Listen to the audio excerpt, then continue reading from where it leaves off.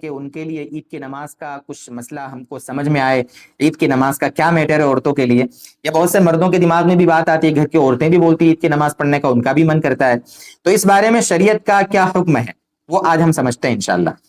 دیکھیے، کچھ سنتیں تو وہ ہیں، کچھ کام عید کے وہ ہیں جو مردوں اور عورتوں کے مشترک ہیں۔ مشترک کا مطلب مردوں کے لیے جو سنتیں ہیں عید کی، وہ عورتوں کے لیے بھی ہیں، جیسے جلدی اٹھنا ہے، غسل کرنا ہے، اچھے کپڑے پہننا ہے، اسی طریقے سے مسواک کرنا، اور آپس میں خوشیاں منانا ہے، ایک دوسرے کو مبارکبادی دینا ہے۔ عورتیں آپس میں ایک دوسرے کو مبارکبادی دیں، دیرانی جیٹھانی ہے، ساس اسی طرح ساس بہو ہے، ایک دوسرے کو گلے شکوے دور کریں، آپس میں محبتیں بانٹیں، آپس میں محبتیں بانٹیں۔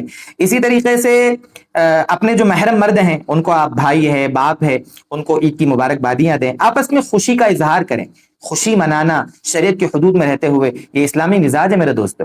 یہ عید کے دن روزہ رکھنے کا نہ رکھنے کا حکم کیوں ہے کہ عید کے دن روزہ نہیں رکھنا ہے؟ کھانے پینے کے دن ہے، کھائے پیئیں، خوشی منائیں۔ عید کے دن روزہ رکھنا ناجائز ہے، گناہ ہے، کوئی رکھے گا تو گناہ ملے گا۔ ہم تو اللہ کے حکم کے پابند ہیں، جو اللہ کا حکم ہے، جو ہمارے نبی صلی اللہ علیہ وسلم کا حکم ہے، ہمارے نبی فرمایا فلاں دن روزہ رکھو تو رکھنا پڑے گا، اور رمضان میں روزے فرض ہے کہا تو رکھنا پڑے گا، اور کہا عید کے دن مت رکھو تو نہیں رکھنا ہے۔ اگر کوئی رمضان میں نہیں رکھے تو گناہ ملے گا، اور کوئی ہوشیار بن کے عید کے دن رکھے تو گناہ ملے گا۔ تو ایسا مسئلہ ہے۔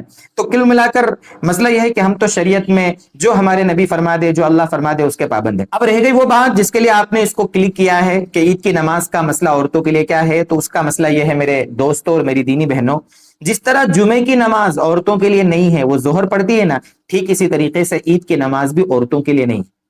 اب جمعے کی نماز کا بدل تو ظہر ہے، وہ گھر پہ پڑھ لیتی ہیں، ٹھیک ہے، لیکن عید کی نماز کا کوئی بدل بھی نہیں ہے۔ جب شریعت میں عید کی نماز رکھی نہیں ہے، جائز حدود میں رہتے ہوئے خوشی منانے کا اور سجنے دھجنے کا بولا ہے اتنا کر لیں، جب شریعت نے ہم کو یہ بولا ہے تو کیوں زبردستی اپنے اوپر عید کی نماز کو ہم لازم کریں اور سوچیں کہ گھر پہ پڑھ لیں، یا گھر میں ایک عورت پڑھا دے سب عورتیں پڑھ لیں؟ یہ سب کرنے کی کیا ضرورت ہے؟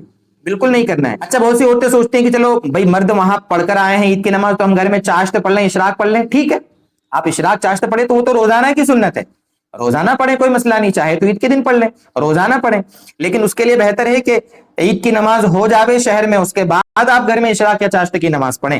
عید کی نماز شہر میں کہیں ہونے سے پہلے اپنے گھر پہ چاشت کی نماز یا اشراق کی نماز پڑھنا یہ مکروہ ہے۔ یہ حکم مردوں کے لیے بھی، یہ حکم عورتوں کے لیے بھی ہے۔